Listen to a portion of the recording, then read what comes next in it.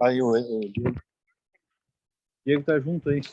Olá, meus queridos irmãos. Graça e a paz, graça e a paz, Diego, tudo bem? Então, sejam bem-vindos aí à nossa live, né?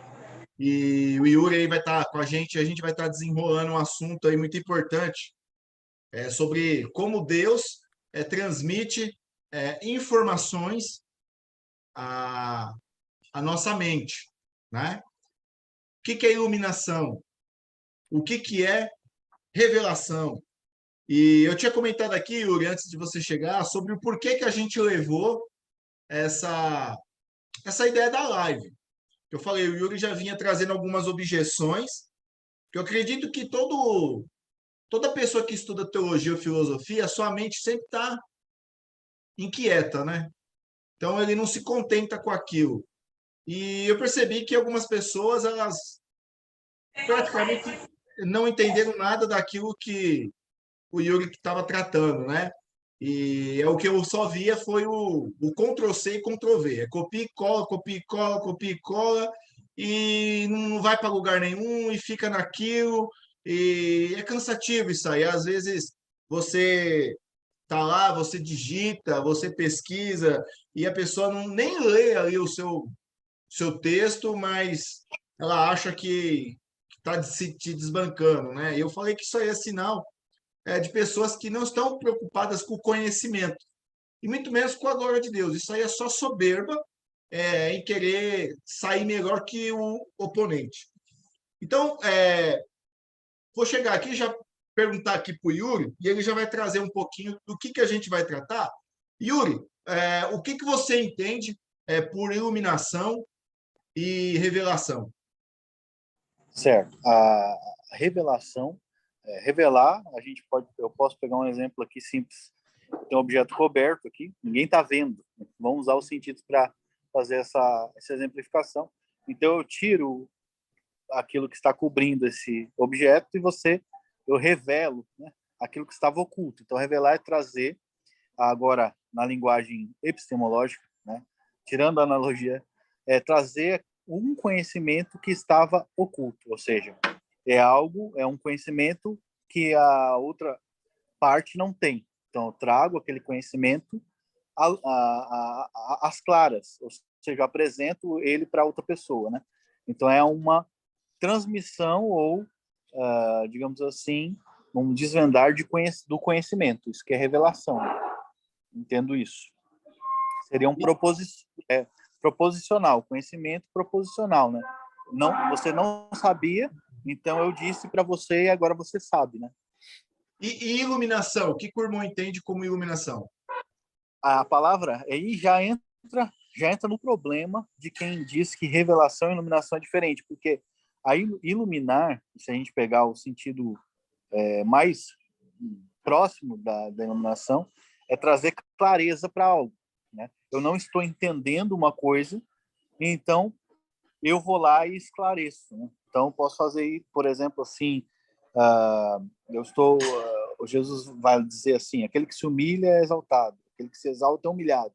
A pessoa diz: não entendi. Aí ele usa um exemplo mais claro, ou então ele diz assim: ó, a semente que caiu no solo bom deu fruto, né? O que é a semente? Então ele esclarece, né? Mas no próprio esclarecer já vem uma adição de proposições. Então, quando eu vou ensinar alguma coisa ou iluminar, esclarecer alguém sobre algo que eu mesmo disse, já vem uma explicação que carrega já junto consigo mais informação, né? Então, nunca existe uma iluminação que não traga uma proposição necessária, ou pelo menos uma definição necessária. Por exemplo, a própria palavra iluminação. Vou pegar o exemplo de 1 João 1,9, tá? A Bíblia diz que ele é a luz que ilumina todo homem que vem ao mundo, Cristo, né? Então, Cristo é a luz que ilumina todo homem que vem ao mundo. O que é iluminar? Aí alguém vai dizer, é esclarecer, como eu disse.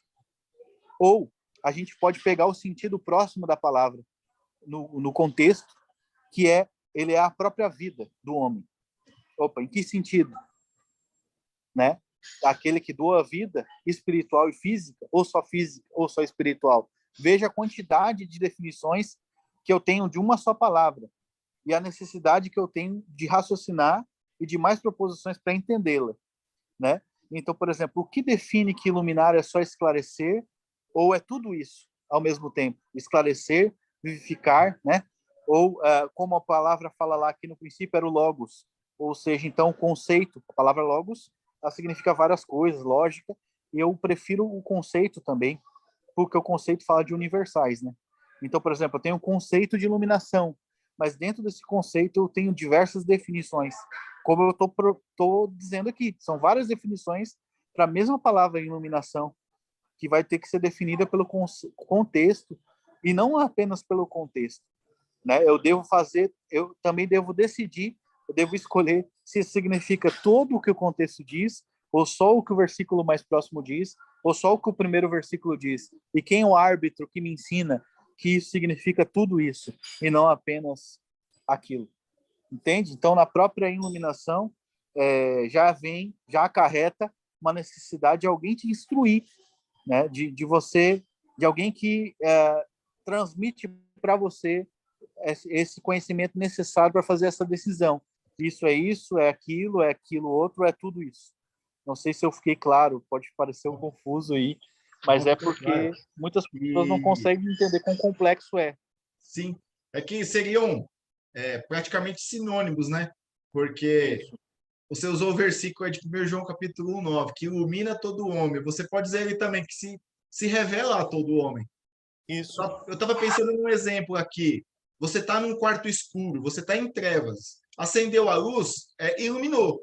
Você passa a enxergar. A questão de revelar também é praticamente a mesma coisa, como você usou o exemplo. Algo que está escuro, algo que não está nítido e, de repente, há uma luz. Tu sabe que, particularmente, eu acredito que esse texto fale de tudo. Vida espiritual, clareza, ou seja, ele ilumina total. Por quê? Tudo. Porque a luz aqui, que é Cristo, é a própria natureza dele. Então não tem como ele ser uma coisa e não ser outra. Ou seja, ele é o que ele é, né? Então ele está vindo com tudo que ele é. Então ele ilumina todo homem com tudo que ele é. Por isso que o homem é a imagem de Deus, né? Porque ele está iluminando. Então, por mais que alguns tenham mais iluminação que outros, né? Ele está iluminando de certa maneira todos, absolutamente. Agora vem a questão, né? Por que alguns rejeitam a luz? Aí é a natureza deles. É como alguém que é cego ou que odeia a luz. Então, não é problema da natureza dele, né? A natureza dele é sempre luz. O problema está na natureza do homem, né? É como na natureza também das pessoas que fazem essas perguntas aí. Mas iluminar, revelar é uma coisa, né? A pessoa não entendeu ainda que Cristo é a fonte do conhecimento, né? Você lembra a postagem, o questionamento que você fez? Que eu percebi o seguinte, eu estava comentando aqui com os irmãos, aqueles irmãos lá de Angola lá não entendeu coisa nenhuma. Porque até então os textos que eles citavam, se você não se aprofundar dentro do texto, né, que fala ali de uma... Eles estavam querendo seguir, fazer aquela dicotomia, né, que a gente já sabe qual que é.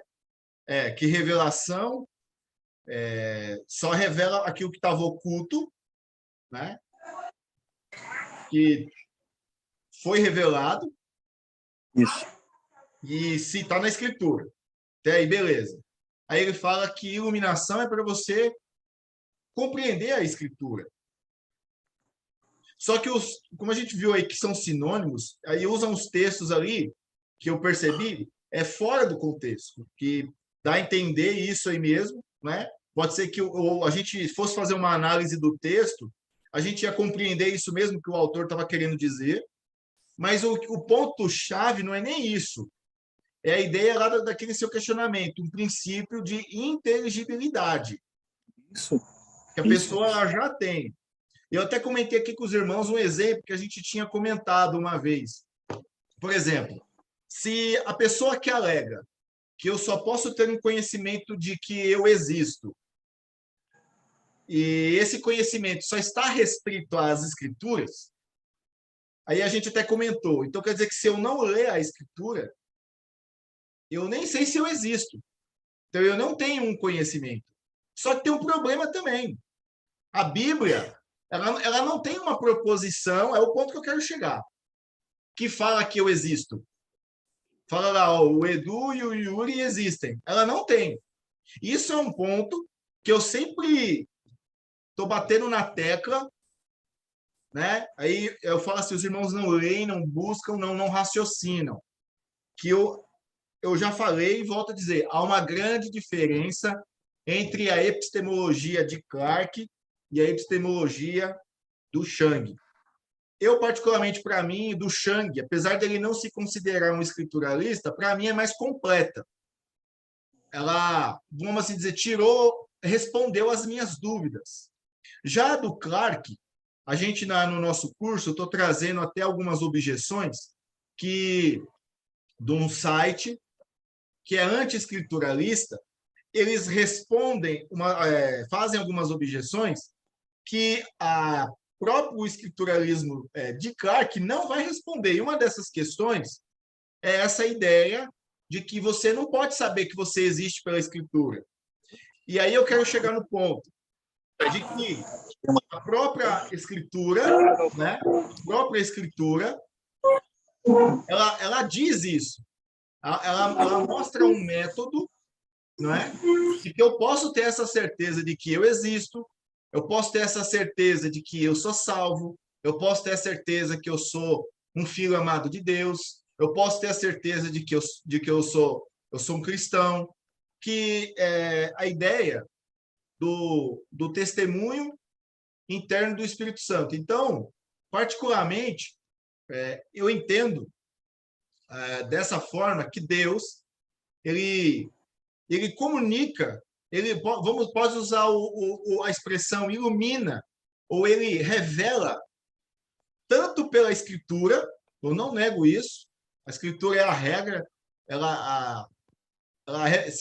ele revela ali pela Escritura de forma pública, mas só que essa revelação pública, ela também diz que existe uma revelação privada, que é o que me dá certeza, que é o que eu quero desenrolar aí no decorrer da live. O irmão entende dessa forma também? Entendo, sim, entendo, né? Na verdade, muita coisa, se a gente pegar a própria teologia, conceitos que os próprios teólogos têm, que são insights do Espírito Santo, com certeza, eles não são algo, como é que eu vou te dizer, não se trata só de dedução lógica. O cara pode dizer, é deducionista, não. Como que ele teve tal insight? Porque se você analisar só com a dedução lógica, um termo, como eu mostrei ali, ele pode ter diversas definições. Diversas, né? Ou seja, quem mantém a cabeça do cara no trilho para ele não enlouquecer ou não pegar um caminho de uma heresia, ou ir para lá ou ir para cá, entende? Não é meramente a tradição, né? É a razão que é Cristo que ilumina o homem, né? Que faz com que ele mantenha as definições. Então, apenas pela necessidade de definição de conceitos e palavras, quem conhece um pouco de epistemologia vai entender isso, né? Os pré-requisitos de inteligibilidade, eles são eles trazem aquela ideia da dúvida, né? Sempre vai haver espaço para dúvida na mente humana. Se você quiser duvidar, você vai encontrar maneiras de duvidar. Se eu pegar a expiação limitada, por exemplo, que é um terror para muitos calvinistas, por que é terror para muitos calvinistas? Porque eles ficam, alguns, principalmente os mais novos, ficam apavorados com os textos, não sabem como lidar com os textos. Por quê? Porque, de fato, textos que têm uma linguagem hiperbólica, eles carregam uma força, né, de linguagem. Então, essa força de linguagem força a mente humana a interpretar literalmente um texto, né? Força, a nossa mente, ela tem essa inclinação natural. E o que sensibiliza a nossa mente a procurar uma resposta que não seja essa em primeiro lugar, né?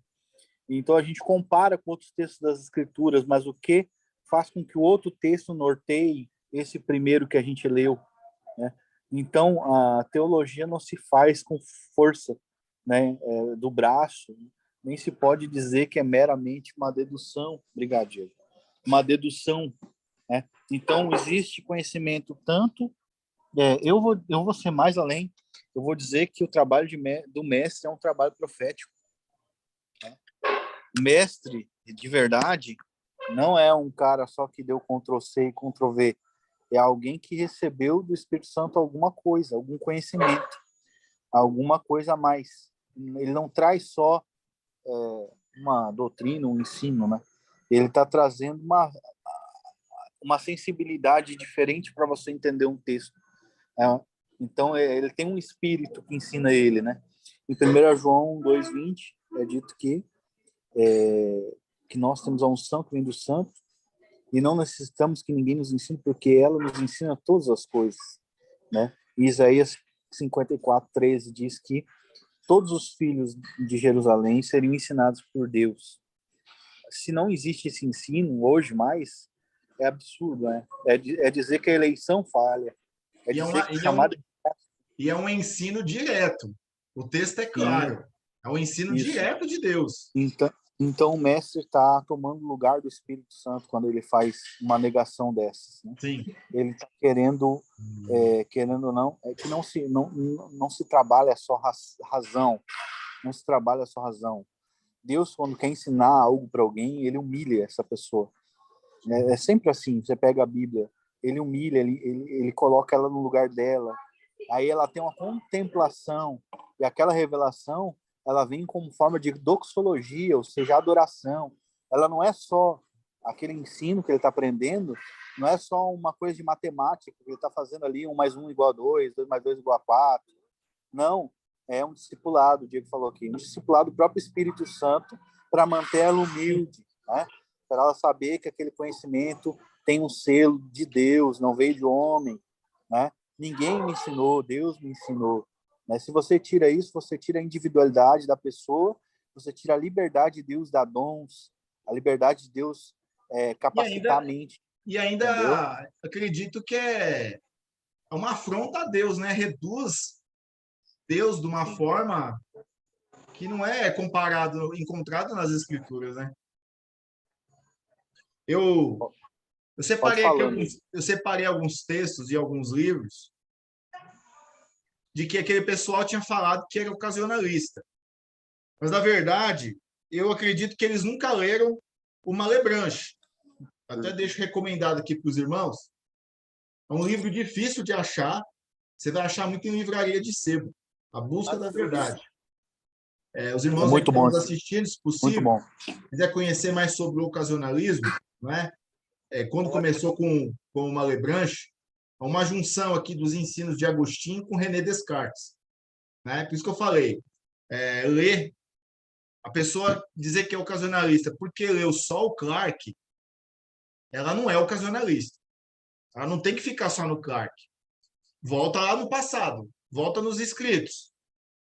Então, eu sempre aprendi dessa forma e passo para os meus alunos. Então, 3 livros aqui que eu indico. É o De Magistro, do Agostinho, que quem pode pegar, até mesmo no livro do Clarke, O Senhor Deus da Verdade, tem na segunda parte o livro, o Diálogo, de Agostinho, e também o Discurso sobre o Método. Eu não tenho ele aqui físico, não está aqui comigo, do René Descartes. E, Yuri, eu separei aqui alguns textos do Malebranche, que o Malebranche ele fala isso aí, uma comunicação direta de Deus. Isso é Perfeito. ocasionalismo. Antes, Sim. uma passagem bíblica que me lembrou, você citou aí, aquela passagem que Jesus fala assim, que nem só de pão, na tentação, nem só de pão, do pão físico, viverá o homem, mas de toda a palavra que sai da boca de Deus. Claro que a gente sabe que Deus não tem boca, igual a gente. Deus é espírito. O autor ali usa uma figura, um antropopatismo, né? Antropomorfismo, uma figura humana, para dizer o seguinte, que Deus ele está em comunicação conosco, na nossa mente, direto. Então, há uma ação direta de Deus que é o que o ocasionalismo diz, que é uma ligação entre a alma e espírito, são dicotomias diretamente com Deus. E ele diz assim, ó, do mesmo modo, ele vai tratar aqui no livro 1, ele vai tratar sobre os sentidos. No capítulo 1, na seção 2, que trata da natureza e das propriedades da vontade e o que é a liberdade. E aí, na parte 2 dessa sessão, ele diz o seguinte, ele faz uma separação entre a matéria, que é capaz de receber vários movimentos, e a faculdade da alma, que é capaz de receber inclinações. Então, aqui, se o cara que diz que é ocasionalista não sabe disso, ele não é ocasionalista. Porque já começa aqui logo nesse subtítulo de que a alma recebe inclinações. E o ocasionalismo diz o quê? Essas inclinações ela vem diretamente de Deus. Aí ele diz, do mesmo modo que o autor da natureza, esse autor, Deus, é a causa universal de todos os movimentos que se encontram na matéria. É também ele a causa geral de todas as inclinações naturais que se encontram nos espíritos. Os espíritos aqui são pessoas. E do mesmo modo que todos os movimentos se fazem em linha reta, se não encontram algumas causas externas e particulares que os determinem e mudem em linhas curvas por suas oposições, assim também todas as inclinações que temos de Deus, Deus agindo diretamente, são retas e não poderiam ter outro fim senão a posse do bem e da verdade. Aí ele diz, mais para frente, porque é Deus que imprime seu movimento e regra sua determinação, mas não se passa o mesmo com a vontade. E vontade aqui, ele define como a impressão ou movimento natural que nos leva em direção a um bem indeterminado em geral. E ele fala, ela é agente e tem, e em si mesma, a força para determinar diversamente a inclinação ou a impressão que Deus lhe dá, pois ainda que não possa parar essa impressão, ela pode, em um sentido, desviá-la para o lado que lhe agrada e causar. Assim, todo o desregramento que existe em suas inclinações e todas as misérias, que são consequências necessárias e certas do pecado. Então, o ocasionalismo de Malebranche, ele diz diretamente que quem comunica diretamente com a nossa vontade é o próprio Deus. E você não vai ver aqui o Malebranche dizendo, como o pessoal aí novato diz, que é somente pela Escritura. Muito pelo contrário. Ele quase não cita a Escritura. Não que ele negue a Escritura. Não, nada a ver. Ele diz que é uma iluminação ou uma revelação. É Deus quem transmite informações direta à nossa mente e faz com que o movimento da matéria seja conforme aquilo que ele quer. Então, aqui, aquela vez que eu li aqueles assuntos, e eu fiquei com, nossa, eu falei, não, tá errado. Ele falou que é ocasionalista. Eu fui lá, procurei. Não, esse cara nunca leu Malebranche. Ele nunca leu Malebranche, ele não sabe o que é ocasionalismo. E tem outros textos mais que eu separei aqui, tá? E eu vou pegar aqui, deixa eu só... Agora no livro 6, que fala sobre do método, na parte 2, do capítulo 3, onde ele vai tratar do erro mais perigoso da filosofia dos antigos. E aqui ele vai bater muito no tomismo. Ele diz o seguinte, não vou tratar sobre o tomismo aqui não, é só sobre essa questão. Ele diz, tudo o que pode agir sobre nós como causa verdadeira e real está necessariamente acima de nós. Então ele diz que a única causa real e verdadeira é algo que está acima. Segundo Santo Agostinho, e segundo a razão, e segundo o mesmo santo e a mesma razão, é uma lei imutável que as coisas inferiores servem às superiores. É por essas razões que esse grande santo reconhece que o corpo não pode agir sobre a alma e que nada pode estar acima dela, exceto Deus. Então, aqui, mais uma vez, ele fala que quem comunica informações na razão É Deus diretamente com a alma. Alma e razão aqui também seriam sinônimos. E ele diz aqui mais, ó, nas Santas Escrituras, ele diz, quando Deus prova aos israelitas que eles devem adorá-lo, isto é, que devem temê-lo e amá-lo, as principais razões que aduz são tiradas de sua potência para recompensá-los e puni-los. Deus representa-lhes os benefícios que receberam dele, os males com os quais os castigou, e que ele ainda tem a mesma potência, ou seja, Deus ele não muda, da mesma forma ele continua. Proíbe-os de adorar os deuses pagãos, porque esses não têm nenhuma potência sobre eles, ou seja, nenhum domínio, portanto, não podem fazer-lhes nem bem e nem mal. Ele quer que honremos somente a ele, porque somente ele é a verdadeira causa do bem e do mal, e porque em sua cidade nada acontece. Segundo um profeta, ele diz lá em Amós, capítulo 3, verso 6. Quem tiver aí com a Bíblia, aí abra para mim, por favor. E que não seja feita por ele mesmo, porque as causas naturais não são as verdadeiras causas do mal, que elas parecem nos fazer, e por quê? Como é somente Deus que age nelas, ele é o único a quem devemos temer e nelas amar. Só lhe deu honor et glória. Magnífico! Eu acredito que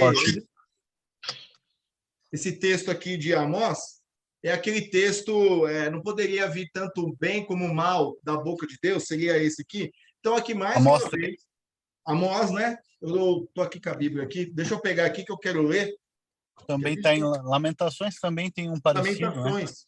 Né? Amós, deixa eu só ver aqui, capítulo 3, verso 6, que diz o seguinte, ó, tocar-se-á trombeta na cidade, sem que o povo se estremeça? Sucederá algum mal na cidade, sem que o Senhor o tenha feito? Então, a gente vê aqui que Malembragem, ele reconhece a Bíblia. A Bíblia, ela tem aqui informações, mas ele diz aqui diretamente que Deus, ele causa diretamente esse conhecimento, né? Essas inclinações na vontade do homem, de forma direta. Amém? Passar aqui para o Yuri. Yuri, pode comentar aí. Eu li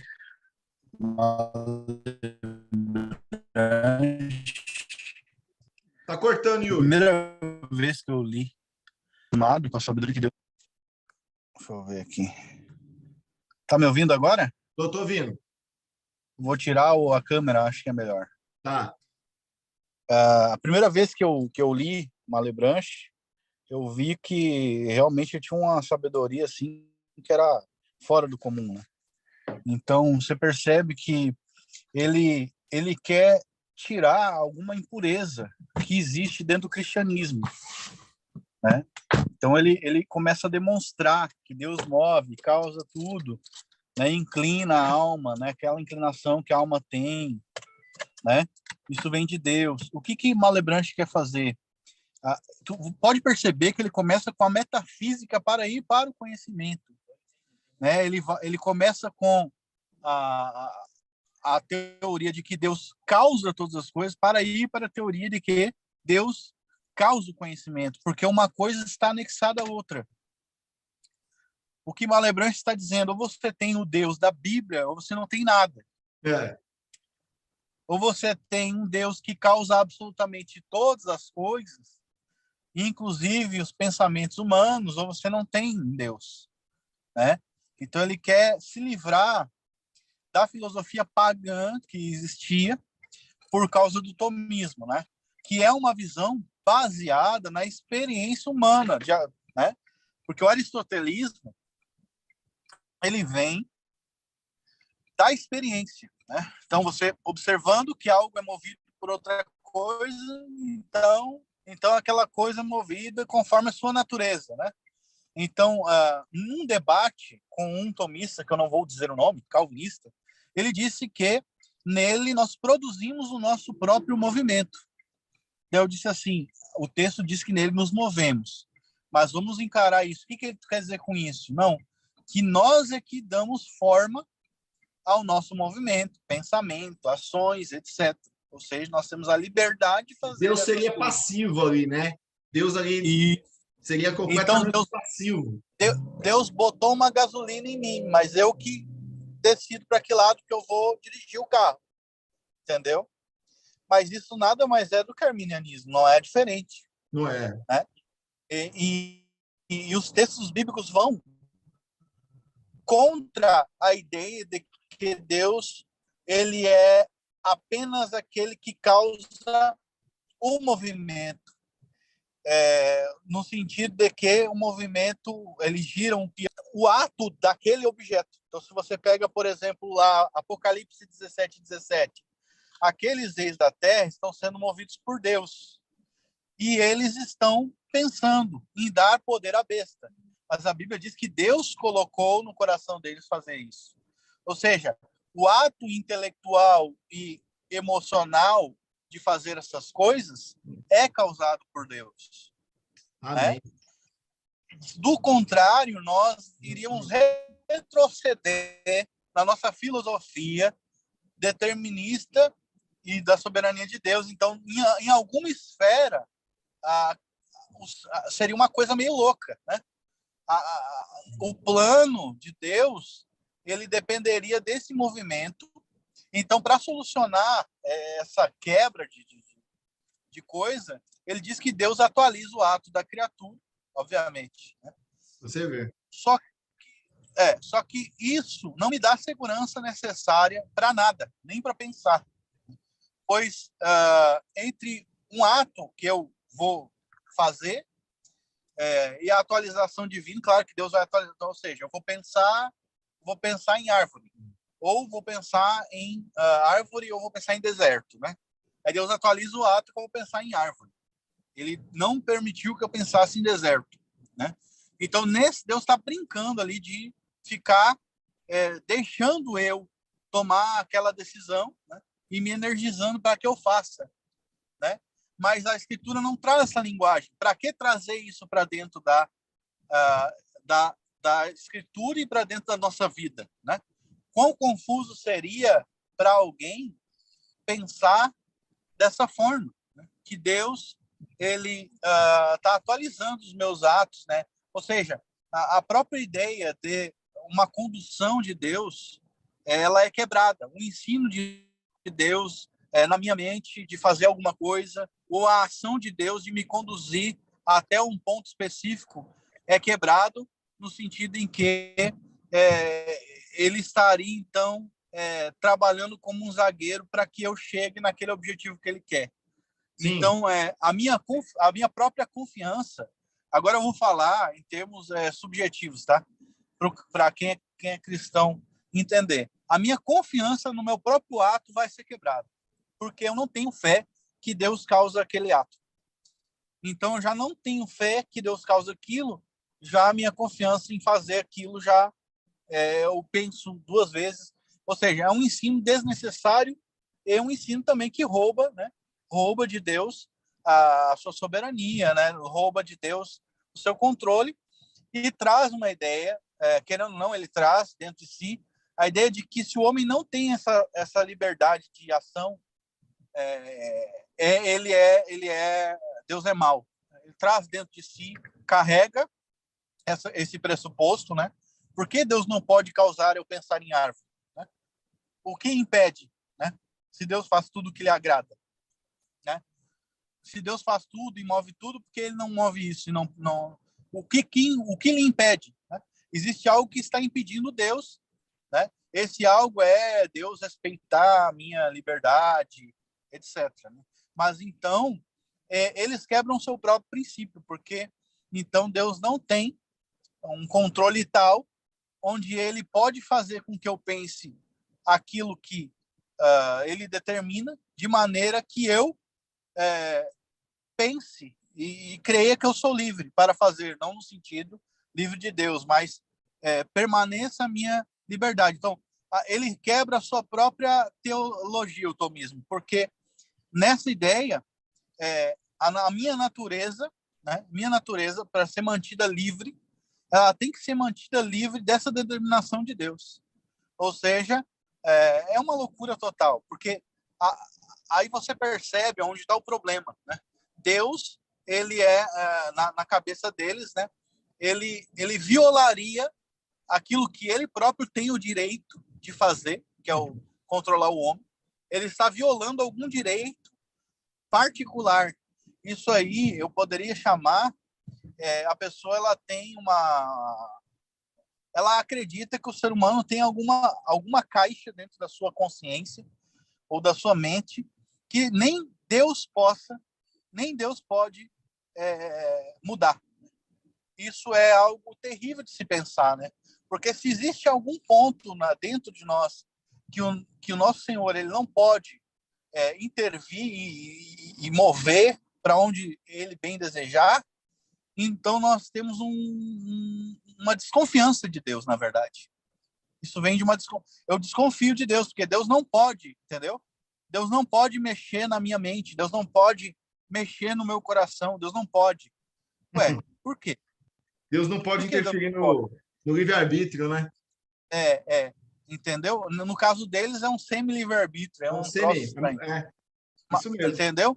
Entendi. Ou seja, mas o ocasionalismo advém da ideia, tanto da metafísica, que Deus absolutamente causa tudo, não apenas algumas coisas, e também advém de que Deus sustenta e cria continuamente, ou seja, dá o ser às criaturas, né? Então, vou usar dois termos filosóficos. O primeiro é dar o ser. Dar o ser é o que ela é, né? Só que dar o ser à criatura... Então, por exemplo, alguém pode ser não homicida hoje e se tornar homicida amanhã? Alguém pode? Pergunta? Pode. A pergunta é essa, alguém pode ser hoje não homicida e amanhã se tornar homicida? Pode. Então, ela era um ser e agora ela é um outro tipo de ser, nesse sentido. Nesse sentido, ela sim. era um ser não homicida e agora ela era um ser, ou seja, o ser dela, o que ela é, né, é homicida. Mas quem dá esse ser? Entende? Sim. As implicações filosóficas são muito mais profundas. São muito mais profundas do que apenas... porque um ato... eu matar alguém me torna homicida ou eu sou homicida antes de eu matar alguém. Sim. Jesus, é Deus ele que diz torna. Isso. Jesus diz que a natureza, ela vem antes. Ela vem antes dos frutos. Jesus fala isso em Mateus 7:18.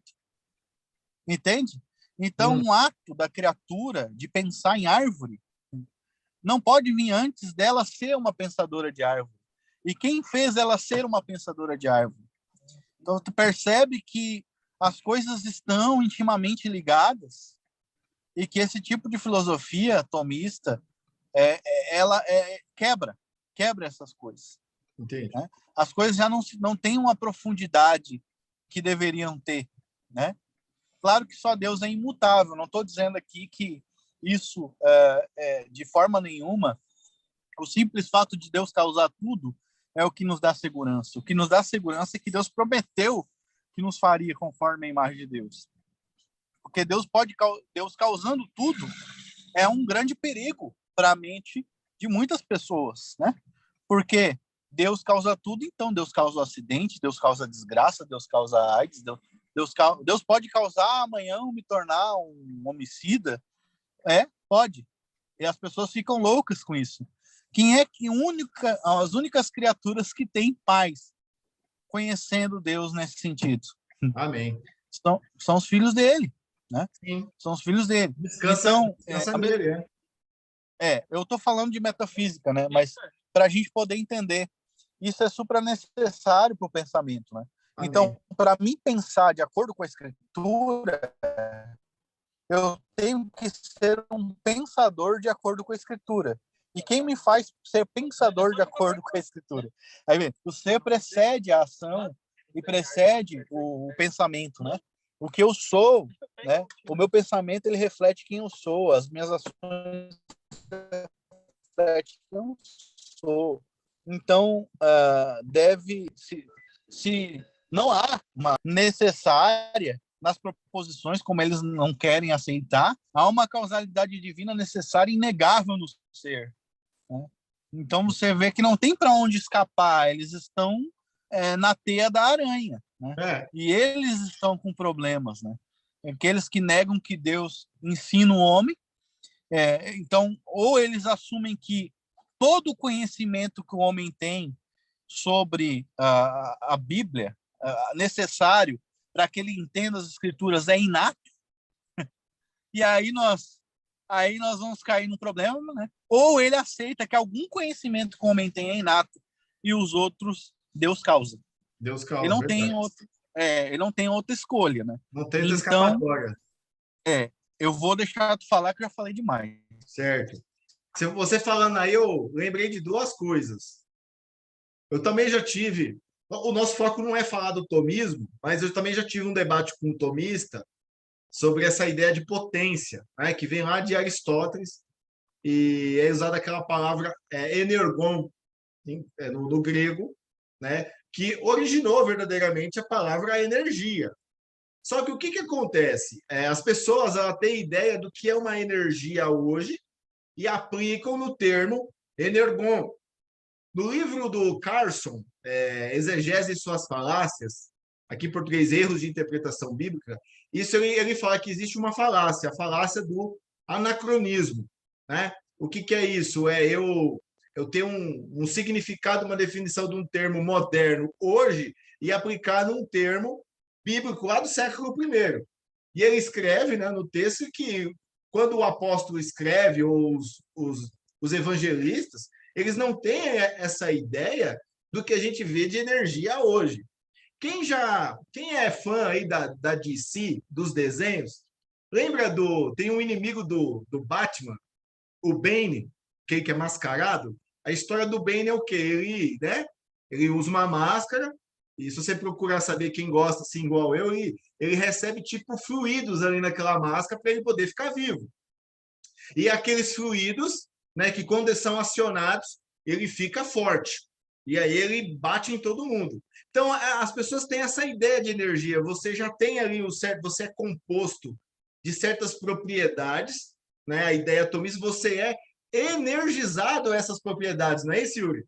Essas propriedades que você já tem. Então, praticamente, quem faz o ato é você, e não é Deus. Isso, E, isso, isso, isso vem da ideia do demiurgo platônico. sim, sim. Se você ler a República, o Timeu, você vai ver, né? A alma, ela é que nem um motor, ela tem diversos cilindros que giram um para o lado, outro para o outro, ou seja, ela é autônoma, né? Ela é colocada em movimento pelo demiurgo, né? E isso vem da filosofia grega. Então se traz, não tem como. Se misturar uma coisa com a outra, vai dar problema. Ó, Vai dar problema. e São outra duas epistemologias diferente. diferentes. Tá cortando, Yuri, sua voz aí. Tá cortando. Tá bem Não, lento. é que estamos num lugar aqui que tem bastante morro. Bastante morro. Tem morros aqui, montanha, e Ah, aí fica. é sinal da internet. Ó, eu vou citar mais dois textos do Malebranche e vou passar para onde eu quero chegar. Ele diz o seguinte: Deus não precisa de instrumentos para agir, basta que ele queira para que uma coisa seja.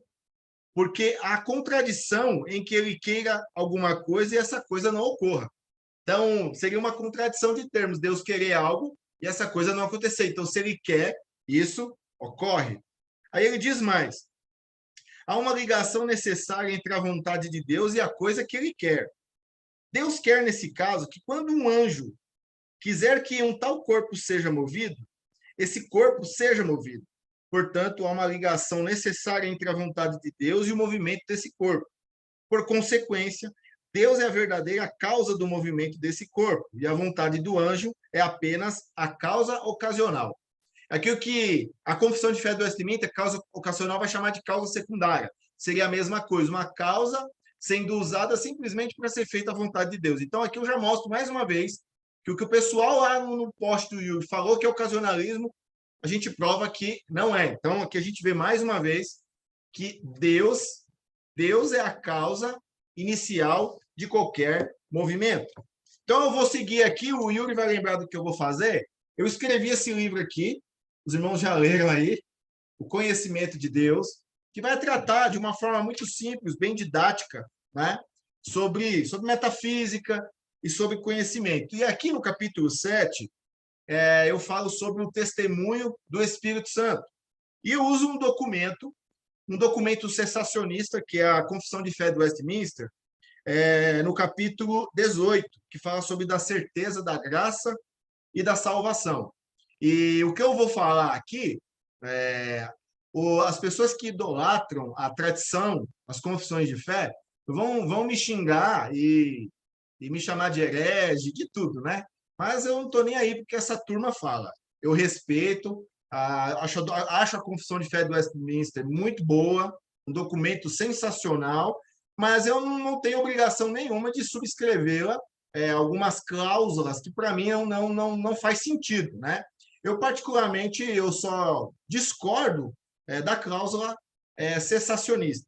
Então, e uma vez eu comentei isso com um amigo, ele só faltou me bater.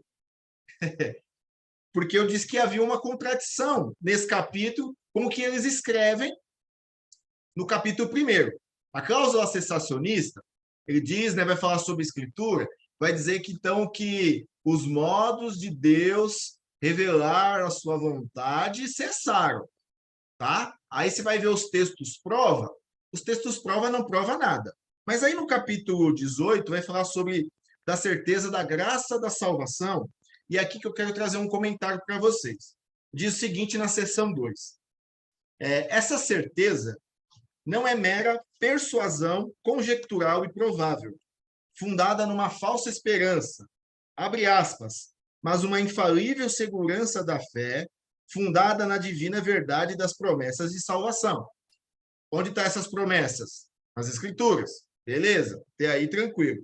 Aí vai dizer, na evidência interna daquelas graças que são feitas, essas promessas, no testemunho do Espírito de adoção, que testifica com os nossos espíritos sermos nós filhos de Deus, no testemunho desse Espírito, que é o penhor da nossa herança e por quem somos selados para o dia da redenção.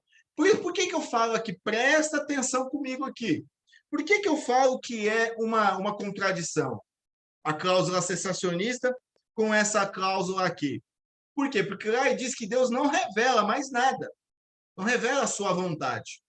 E aqui diz que há o testemunho do Espírito de adoção que testifica com os nossos espíritos sermos nós filhos de Deus. Então, aqui, note aqui que aqui é ou não é uma revelação? Aí você vai me perguntar, mas que tipo de revelação?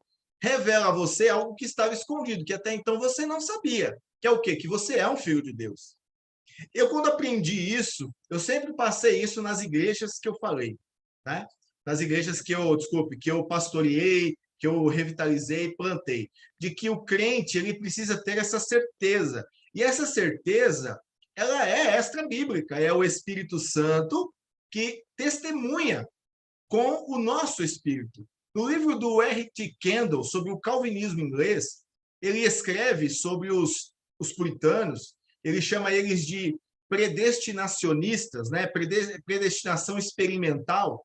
Ele diz o seguinte, que muitos deles que negavam essa cláusula, que esse testemunho extra, eles vão tentar meio que manipular. Há uma seção na Confissão de Fé do Westminster, diz que esse testemunho é pela palavra. Só que você vai lá no texto lá de Romanos 8,16, de forma alguma fala que é quando você está lendo a Bíblia, o Espírito testifica que você é filho de Deus. Aí o capítulo 8 ele trata de adoção, de algo muito privado com alguém. O que é uma adoção? Uma adoção é uma pessoa que era órfã, né? Você vê lá o contexto histórico. Paulo ele vai tratar como que era uma adoção no Império Romano, então ele vai usar essa ilustração. Então imagine, você é uma criança órfã, né? Você não conheceu seu pai nem sua mãe, você mora na rua, às vezes você tem que comer lixo para não passar fome, é humilhado, é rejeitado, e aparece um casal querendo te adotar. O que é isso? É um sentimento do quê? De alegria. Mas quem que está sentindo isso, esse sentimento de alegria? A pessoa. Então, Paulo ele vai tratar que é o Espírito Santo que vai trabalhar e testemunhar, ou seja, revelar informações de que você é um filho de Deus. E aí ele continua na seção 3, aqui eu quero compartilhar, que diz o seguinte, essa segurança infalível não pertence de tal modo à essência da fé, que um verdadeiro crente, antes de possuí-la, não tenha de esperar muito e lutar com muitas dificuldades. Contudo, sendo pelo Espírito habilitado a conhecer as coisas que lhe são livremente dadas por Deus. Quem que está dando aqui? É o Espírito, mais uma vez, contradiz a cláusula cessacionista. Aí, se eu falar isso para a turma que idolatra as confissões, ele vai falar, não, mas o Espírito fala pela Escritura, mas só que aqui não está falando que é pela Escritura. Fala que é quê? Pelo Espírito. E o texto de Romanos, volta a dizer, o texto é muito claro, é algo privado, é algo particular. Aí ele continua. Ele pode alcançá-lo sem revelação extraordinária, no devido uso dos meios ordinários. Aí ele volta para os meios ordinários, dizendo que é pela Escritura. Note essa contradição dos termos. E aí, no seu artigo, O Testemunho do Espírito Santo, o Vincent Young diz o seguinte: a doutrina cristã deve afirmar que uma confiança privada de filiação é possível e que é uma realidade para o crente. Deve afirmar sua possibilidade porque a revelação pública da Bíblia faz espaço para ela. E deve afirmar sua realidade. Porque a revelação pública, ele continua, deve afirmar sua realidade, porque a revelação pública da Bíblia declara como uma operação do Espírito Santo no cristão. Isso é uma verdade, irmãos, não há como negar isso. Não estou falando que é o Shang está dizendo, não. O texto é muito claro, dizendo que a Bíblia dizendo que o Espírito Santo, de forma clara, declara essa operação do Espírito no cristão. Aí ele continua. Embora alguns se oponham a essa doutrina, o Espírito ainda testifica meu espírito, além do meu esforço, que sou filho de Deus. É uma obra divina, objetiva, e não uma crença ou atitude subjetiva. Não é uma questão de autodescoberta. Se ele não testemunhar o mesmo sobre você, como é que pode ser minha culpa? Mas alguns desejam desviar a atenção de sua própria falta de certeza e alguns crucificariam a Bíblia para proteger sua tradição ou filosofia. O testemunho do Espírito é uma operação interna que resulta em um conhecimento privado. E aqui, conhecimento privado, eu não sei o que está passando na sua mente agora. E você não sabe o que está passando na minha mente agora. Somente Deus, somente o Espírito. Então, é algo particular. Continuando. O Espírito testifica, meu espírito, que sou filho de Deus. Novamente, isso geralmente não é mencionado porque nós não relacionamos uns com os outros com base no testemunho interno do Espírito Santo. Ou seja, nós não usamos esse testemunho interno do Espírito Santo, essa revelação, vou usar essa palavra, né? Há algo que é revelado aqui, e eu vou tratar aqui mais para frente. Só vou falar um pouquinho mais com o Yuri agora. Há algo que é revelado, mas isso não me coloca que eu tenho que pregar isso. Eu não posso relacionar esse conhecimento interno com os outros. Então, o que acontece? Aquilo que a gente já sabe. Nós não pregamos o nosso conhecimento privado. E ele continua. O Espírito não diz o que eu sou. Você terá que me julgar de acordo com a revelação pública da palavra de Deus. Olha que interessante. Você deve interagir comigo e examinar minha confissão, meu caráter e assim por diante. Eu não posso pregar o testemunho do Espírito ao não cristão e oferecer um pouco de lucro pessoal para acreditar que eu sou um filho de Deus. Em vez disso, devo declarar o Evangelho e as doutrinas de Jesus Cristo para que ele possa crer e tornar-se filho de Deus. Então, aqui ele usa alguns textos. Romanos, capítulo 8, 16, que diz: o próprio Espírito testifica com o meu Espírito que somos filhos de Deus. Atos, capítulo 2, 39, também diz: porque a promessa do Espírito, né, dessa habitação do Espírito, vos diz respeito a vós, a vossos filhos e a todos que estão longe, a todos quanto o Senhor chamar. Isaías 59, verso 21. Quanto a mim, esta é a minha aliança com eles, diz o Senhor. O meu espírito que está sobre ti e as minhas palavras que pus na tua boca não se desviarão da tua boca, nem da boca da tua descendência, nem da boca da descendência da tua descendência, diz o Senhor, desde agora e para todo sempre. Ezequiel capítulo 36, verso 27, ele diz: E porei dentro de vós o meu espírito, e farei que andeis nos meus estatutos e guardeis os meus juízos e os observeis. Agora eu pergunto, esses textos aqui é ou não é uma causação divina, ativa, com o nosso espírito? O texto de Ezequiel é muito claro. Quem nos faz andar de acordo, crer na Bíblia, é o espírito, é algo antes. Eu ia até fazer uma pergunta lá para um rapaz lá que ficou questionando o Yuri, o seguinte: como é que você sabe que a Bíblia é a palavra de Deus? Ele vai dizer, pelo Espírito Santo. Mas está aí é o ponto, querido. Esse é o ponto. Você não abriu a Bíblia para saber, não, foi algo antes. Foi um ponto de partida. Deus incomodou, causou na sua mente de forma ativa para que você para você saber disso. Então, aqui a gente vê que esse aspecto privado de nosso relacionamento é precioso para o Senhor. Aí o Shang continua aqui, ó. Tanto o nosso conhecimento privado como o nosso conhecimento público na vida futura repousam na mesma base do conhecimento público que agora possuímos. Todo conhecimento vem da mente de Deus e se torna nosso por sua ação.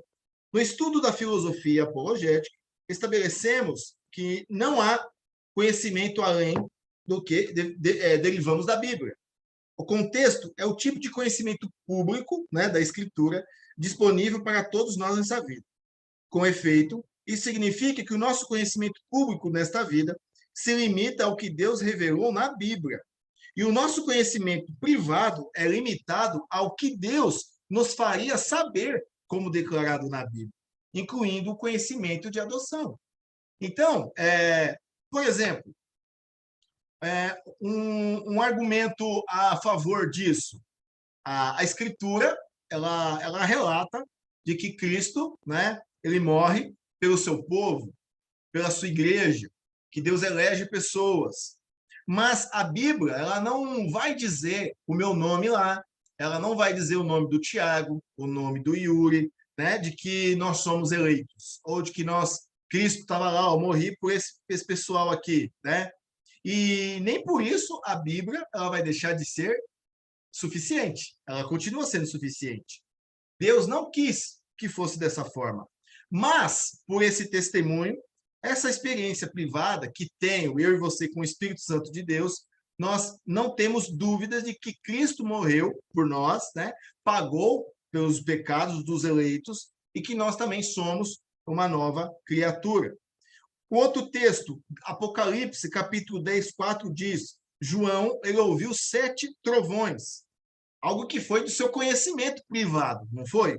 E logo ele quis o quê? Escreveu-os. E uma voz do céu dizia para selar o que os 7 trovões diziam sobre algo, sobre alguma informação. Mas não era para escrever. Foi algo que não está escrito na Escritura. Então, a gente vê que a própria Escritura, ela testemunha um conhecimento privado. E aqui no livro, no capítulo 7, eu fiz mais ou menos um silogismo sobre esse texto, que seria mais ou menos o seguinte. A premissa 1. A revelação proposicional é uma revelação verbal.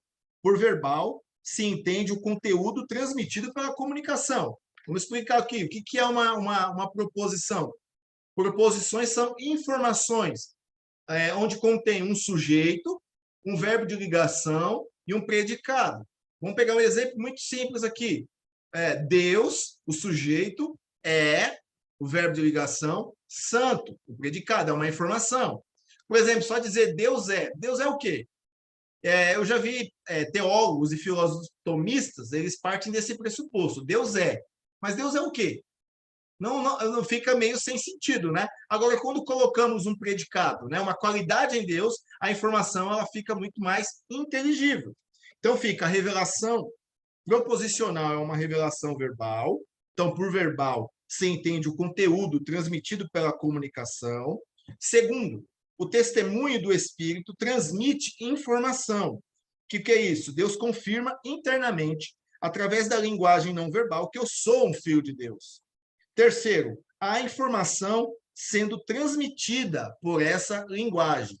4, logo, o testemunho é proposicional, ou seja, há uma transmissão de proposições que somente Deus sabe e que, transmitir na minha mente, ele vai me capacitar, me trazer um entendimento, e você pode usar a figura que você quiser, iluminação ou revelação, de que eu sou filho de Deus e ponto final.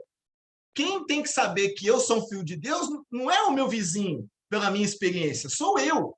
E como o Vincent Chang diz aqui, a pessoa, para saber que você é um filho de Deus, ele deve ver o quê? As evidências que as escrituras dizem. O que é? O fruto da árvore, o caráter, a sua conduta moral, como eu trato minha esposa, como eu trato os meus filhos, como eu pastoreio a igreja de Deus. Aí sim, ele pode pelas escrituras e me analisar. Agora, pelo testemunho interno do Espírito Santo, ele não pode fazer isso. Eu não posso fazer isso na vida do Tiago, na vida do André, na vida do Yuri. Isso é algo pessoal. E eu quero deixar claro aqui, para ninguém desvirtuar, porque as pessoas, não os irmãos aqui, gostam de dizer, falar coisas que a gente não fala. Em momento algum eu nego as escrituras. Por quê? Porque são as escrituras que me dão essa informação de que Deus transmite informação direta à minha mente. Amém, Yuri? Sua vez agora, meu irmão. Amém, não ficou bem claro, né? Na verdade, a gente tá vendo que a resistência deles é contra o Espírito Santo, na verdade. Não é nem contra, porque pode mostrar, né? É um sistema que se opõe ao próprio Deus, né? Então, o que nós devemos fazer é sair da frente e deixar Deus lidar com eles. Eu digo, sair da frente no sentido em que eu vou mostrar a escritura e agora é Deus que lide, né? Porque eu já falei, já alertei, mas a pessoa não percebe. Isso aí cai numa destruição de identidade, tá? Isso aí vai cair, tá?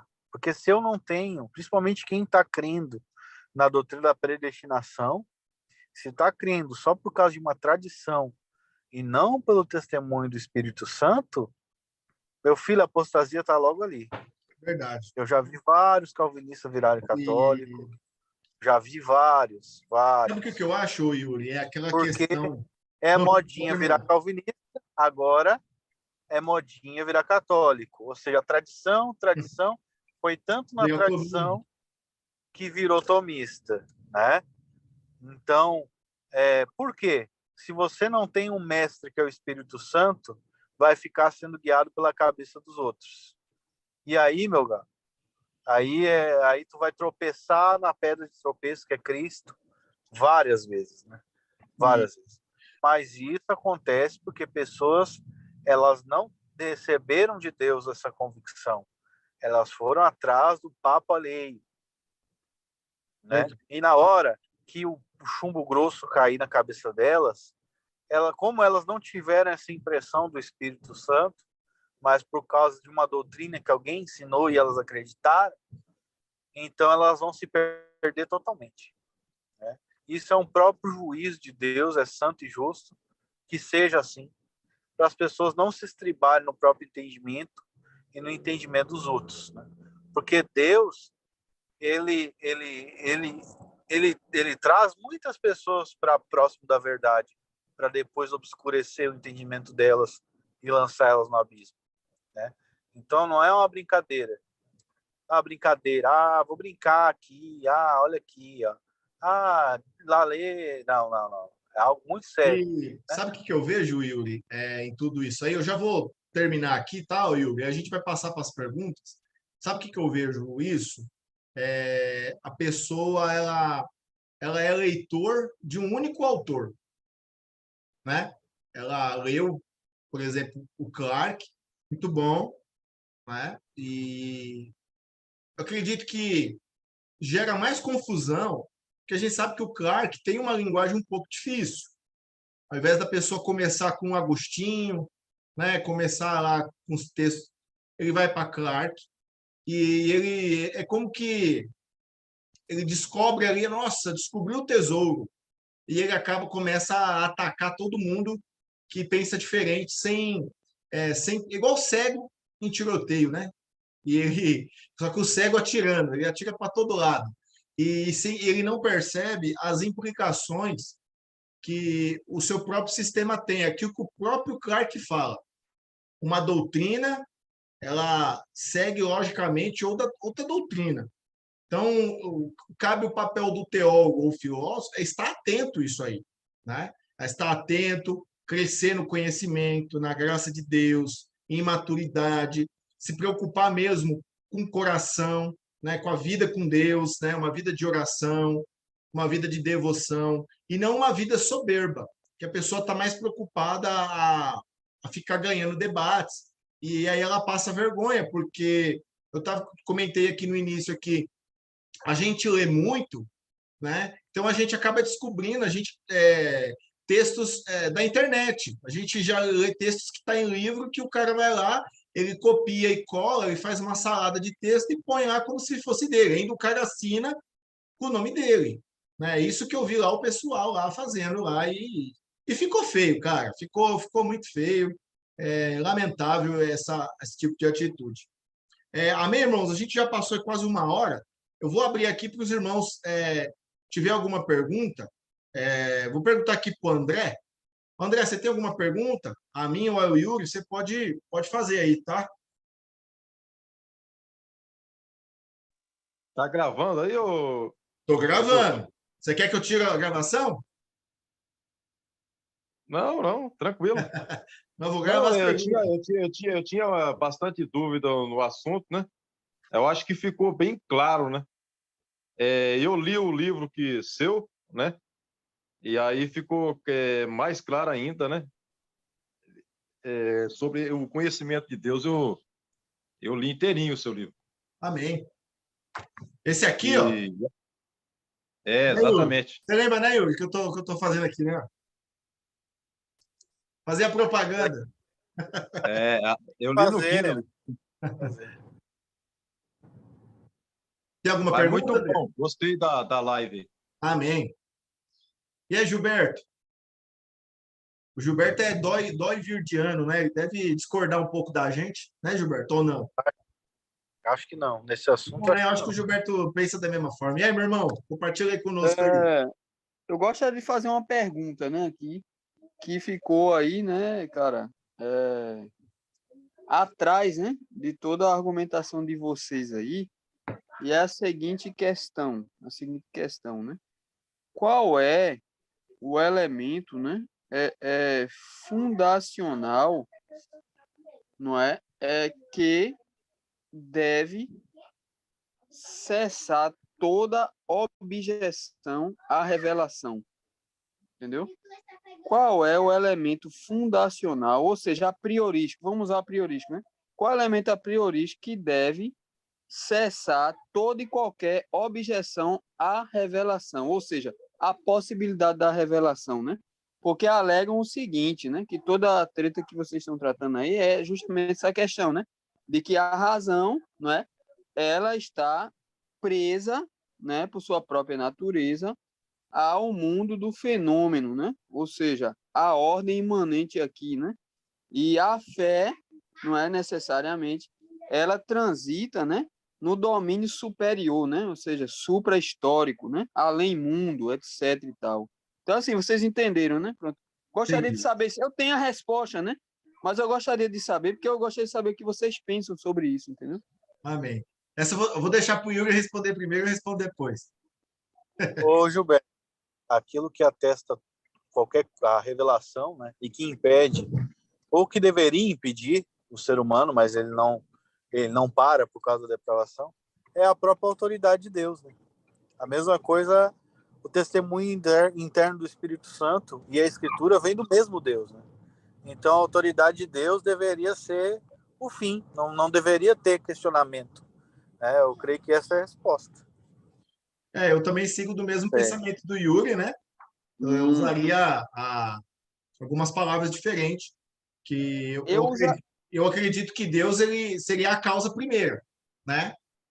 Como ele falou, a autoridade, né? Essa causa primeira, a priori, né? Ela cessaria essa busca aí do homem por essas questões aí. Isso, sim, sim. Mas eu adiciono da seguinte maneira, não sei o que os irmãos pensam, vê como é interessante. Veja só, o Yuri fala da autoridade, né? Ele está coberto de razão, ok, certo, né? Não poderia ser diferente, entendeu? Necessariamente a autoridade de Deus, ok. Mas a autoridade de Deus, certo? Agindo em sua onisciência, entendeu? Quer dizer, por que a revelação? Qual é o elemento, né? Final que deve responder a toda e qualquer objeção, né? A onisciência, quer dizer, a onisciência de Deus, ela está fundamentada anteriormente à possibilidade da sua revelação, entendeu? Quer dizer, não há qualquer outro ser onisciente a não ser Deus, entendeu? A não ser Deus. Quer dizer, por quê? Pelo simples fato, há ignorância, não é isso? Quer dizer, se há ignorância, necessariamente deve haver onisciência, entende? Porque Entendi. nunca ninguém saberá de todas as coisas, nunca ninguém terá todas as proposições e premissas, etc, né? Perfeito. Então, assim, cara, isso é fulminante. É tão fulminante que você for pensar, a maioria das religiões, e principalmente as monoteístas, todas são revelacionais, né? Lá o Alcorão no Islã, né? A questão daquele, eu esqueço o livro lá do hindu também que tem, né? Dos hindus, do hinduísmo, entendeu? Então, é isso, né? Até seitas, né, cara? Você vê, né? Só que, claro, né? Não há um Deus por trás dessas outras pseudo-revelações, né? Eles simplesmente roubam o conceito, né? O conceito. O que o Clark fala muito nos seus escritos, eu sigo da opinião também dele e do Chang nessa questão. Como você falou aí no final, eles roubam o conceito, né? E o que vai validar esse sistema, vamos usar aí como um sistema filosófico, é o conteúdo lógico. É um conteúdo que, se ele não se contradiz, ele não entra em colapso, né? Ele chegaria a uma verdade, ele seria verdade. Como o cristianismo é o único que não se contradiz, o cristianismo é o único que traz resposta para todas as questões últimas da vida, né? O cristianismo é um sistema lógico de pensamento, então ele é a verdade suprema. Só que os intelectuais de hoje, não.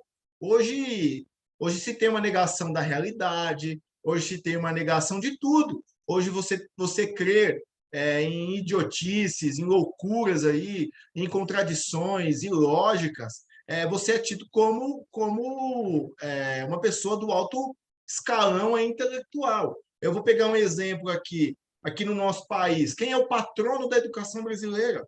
Paulo Freire. Alguém já leu algum livro do Paulo Freire aqui? Leia para você ver. As palavras você vê muito ali, A lógico. Nietzsche leu aqui. E há muito de uma ideia marxista por trás, né, de comunismo, mas você vê que são conceitos completamente contraditórios, que acabam negando a realidade, né? Então, você crer nisso, você adorar o Paulo Freire, é algo que é tido como uma questão intelectual, né? Então, acho que isso que vai diferir, acho não, que difere o cristianismo, acredito do que nós estamos falando aqui hoje, das demais religiões. Um outro exemplo aqui, ó, por exemplo, tem um debate do William Lane Craig, esse debate não tem em português, está em inglês, que ele está debatendo com um apologeta, um teólogo islâmico. E o William Lane Craig, lógico, ele estudou ali a teologia por trás do Alcorão, e ele mostrou uma questão que fere todos os princípios da lógica.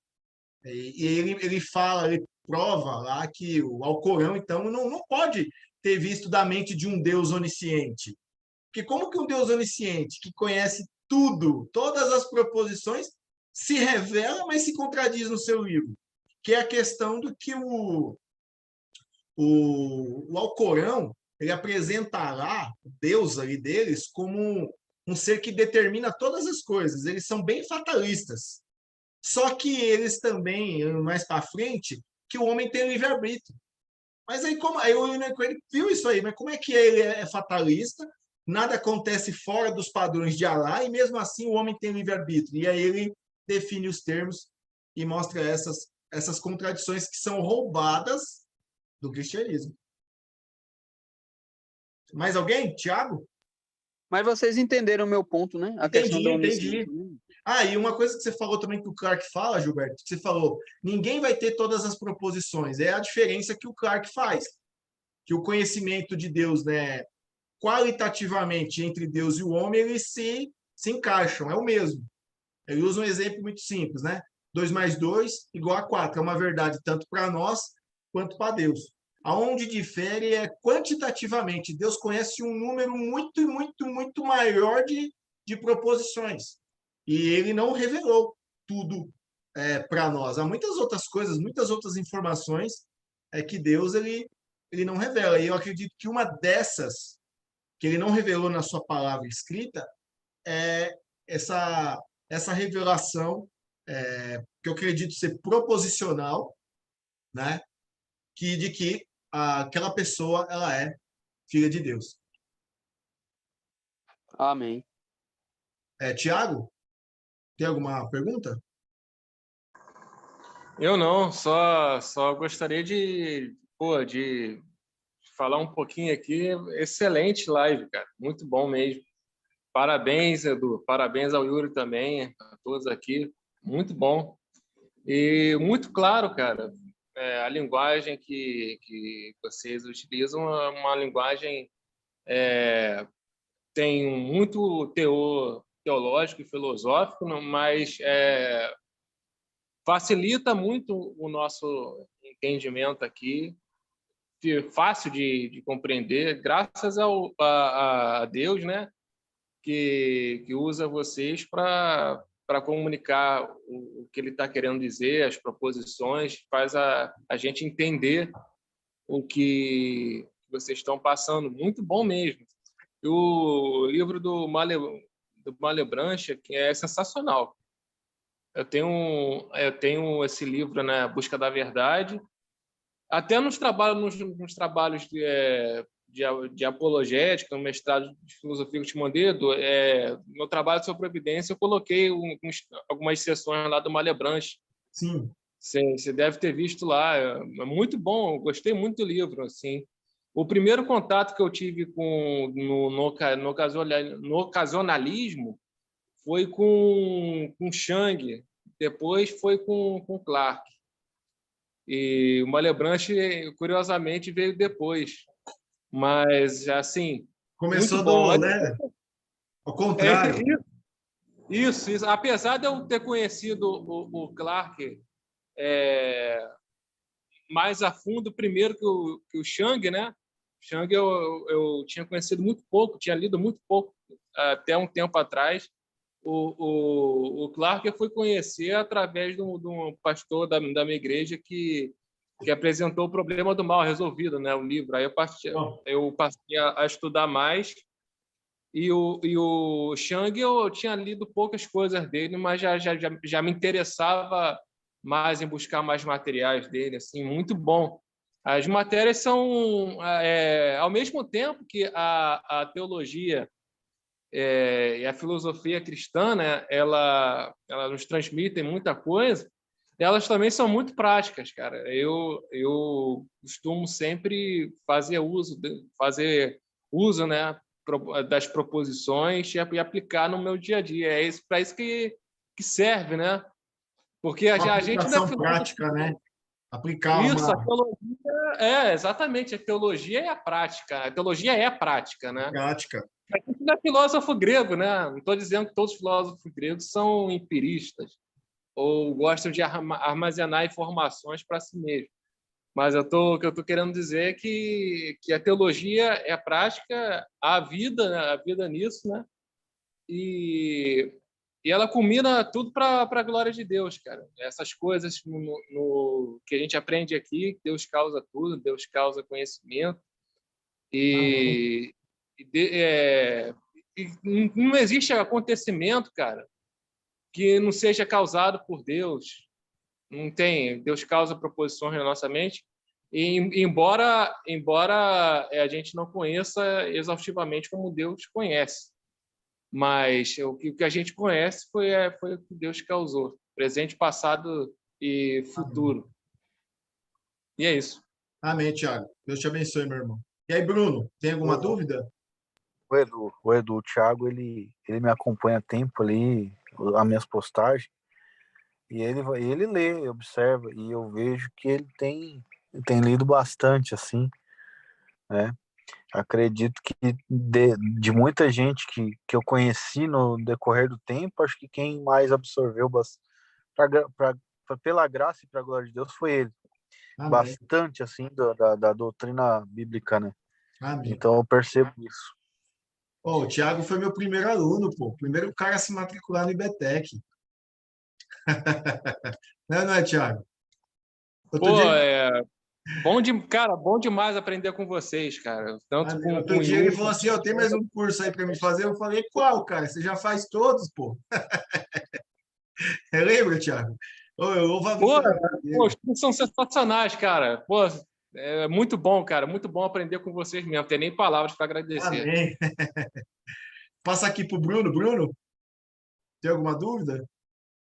Pastor Eduardo, sobre o que se refere, por exemplo, porque quando se fala em revelação e iluminação, também é comum já vir aquelas questões entre os pentecostais Sim. sobre sonho, por exemplo, né?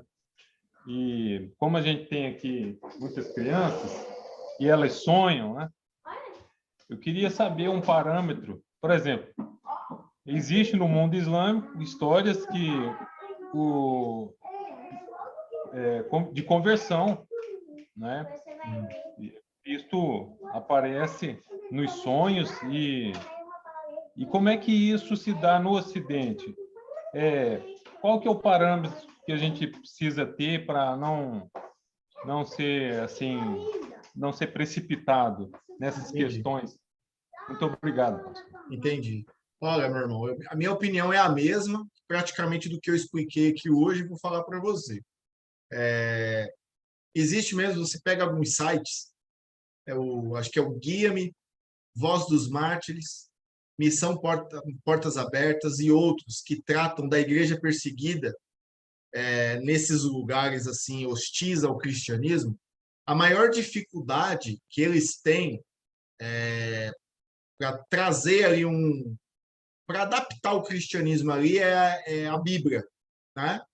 Porque geralmente nesses lugares a Bíblia é proibida, tá? Lugares assim, eu estou falando tipo China, Coreia do Norte, países bem islâmicos ou comunistas.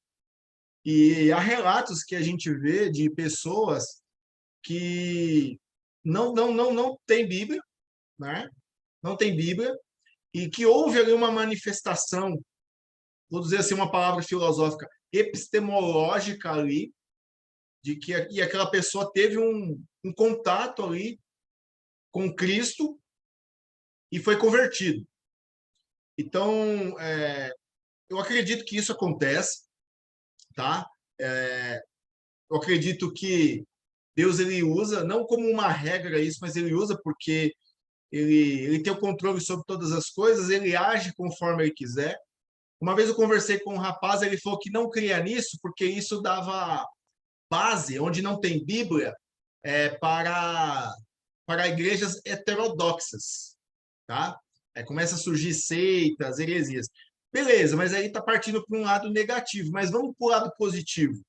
A maioria dessas pessoas que tem um encontro com um anjo, com o Senhor ali, e se converte, tem uma experiência com Cristo, em sonhos, visões, logo em seguida, o próprio Deus encaminha ele a um grupo de cristãos onde tem Bíblia.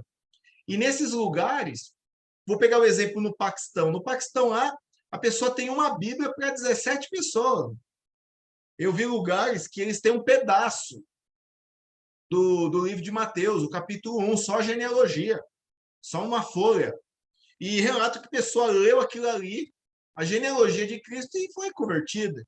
Então, assim, Deus, eu acredito que ele tem inúmeras formas.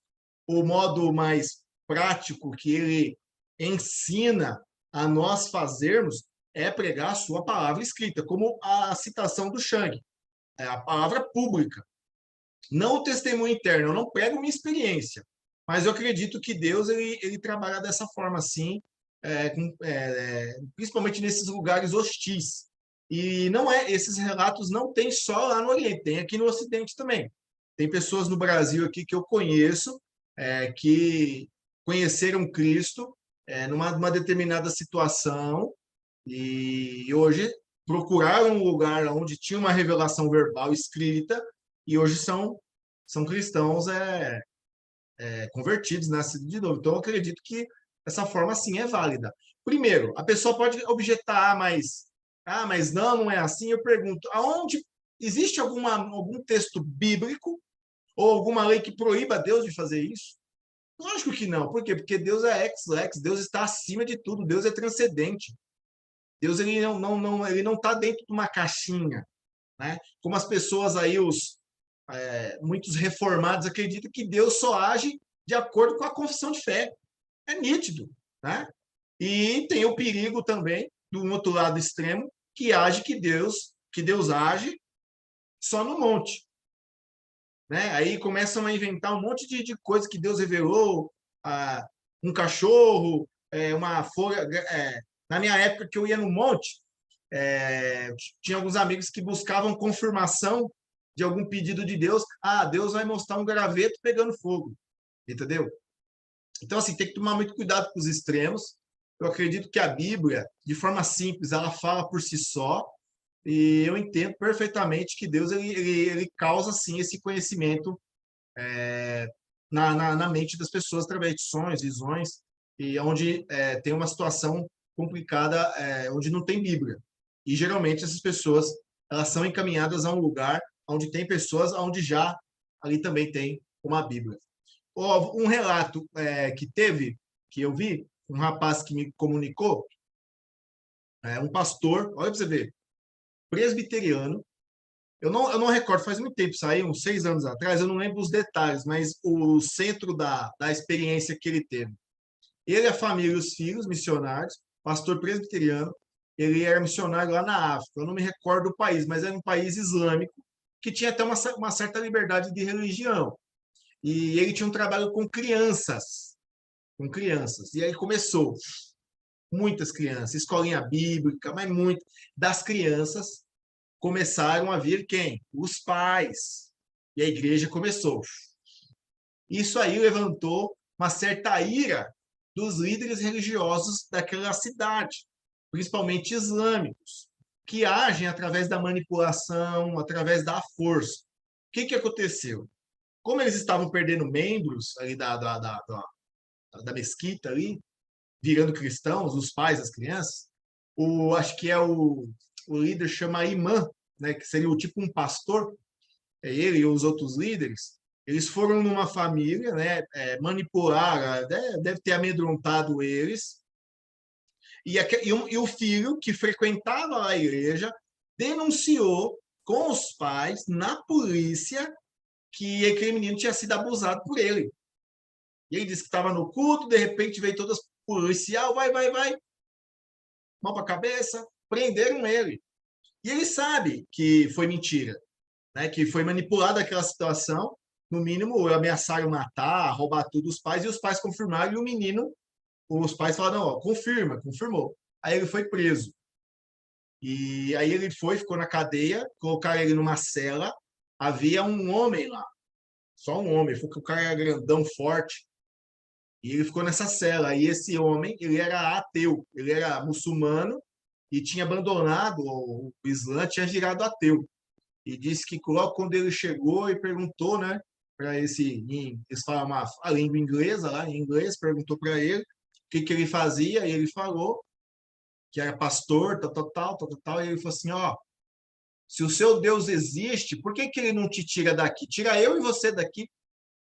Aí ele disse que comentou, né, falou lá, e disse que ia buscar Deus em oração, e ele passou, né, alguns dias em oração, orando, orando, só ele ficou preso. E nada, nada, nada, nada. Aí ele disse que orando, orando, o Senhor falou com ele em sonhos. Você vê um pastor presbiteriano aberto a isso aí. E Deus falou em sonhos a respeito do seu companheiro de cela e revelou coisas ali para ele, trouxe algumas informações, uma linguagem filosófica, proposições a respeito daquele homem que ele não sabia. Somente Deus sabia por ser o quê? Onisciente. No outro dia de manhã, o cara fez prova dele aí, cadê o seu Deus? Ele pegou e falou, eu tive um sonho, uma visão, e o Senhor me falou isso, e isso da sua vida. Diz que esse homem, né, tinha quase 2 metros de altura, forte, caiu aos joelhos, assim, na frente dele, levantou as mãos e começou a chorar igual uma criança.